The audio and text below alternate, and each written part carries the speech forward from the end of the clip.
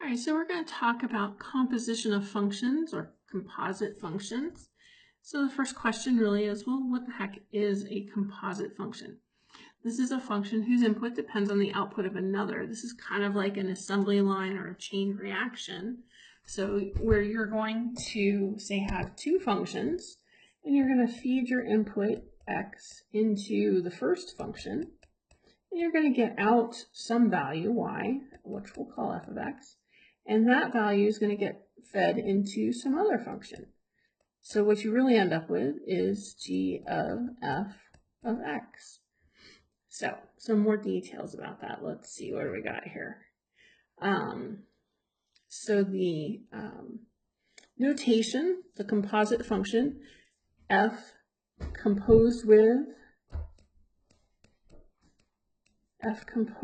g, some people will say at f at g, is defined as, we got this f composed with g of x, and that means f of g of x.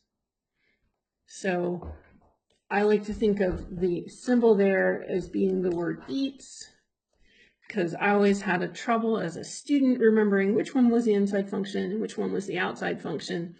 So here, if you think of f eats g of x, then that kind of makes it clear that g of x is the input, it is the food into the function f of x.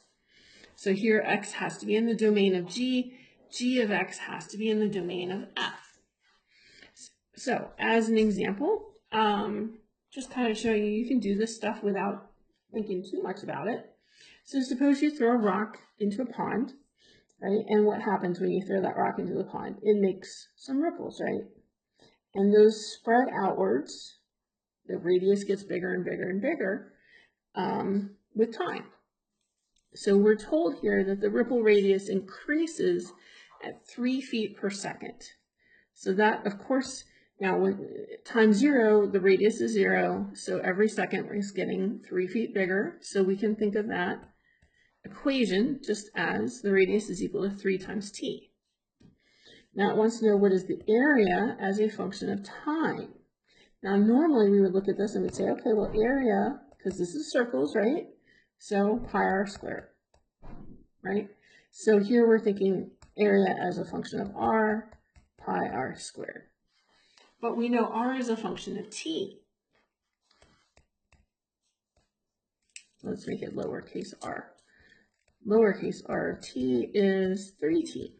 So we can now think, we can say, okay, so area as a function of radius as a function of time would be pi times my r function, 3t squared.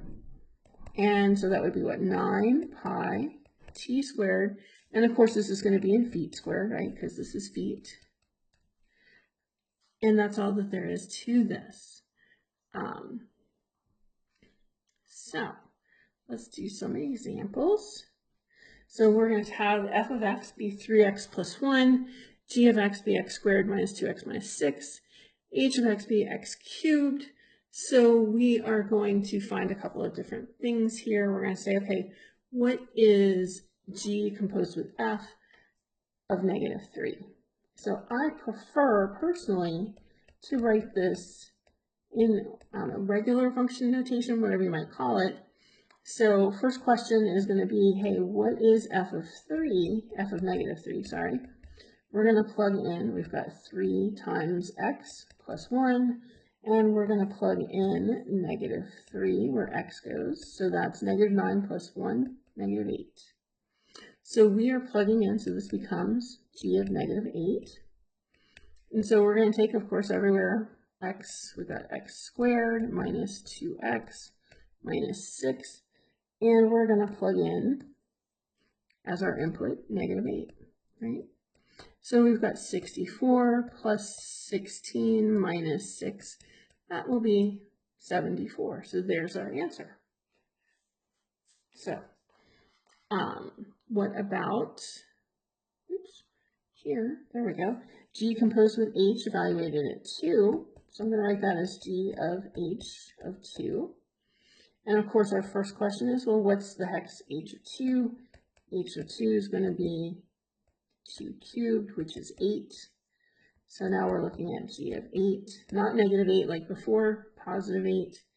And so we've got, let's see, 8 squared minus 2 times 8 minus 6. So 64 minus 16 minus 6, which will be 40. There we go. And we're a little over 5 minutes, so we will continue with more examples in the next video and also talk about the GeoGebra applet.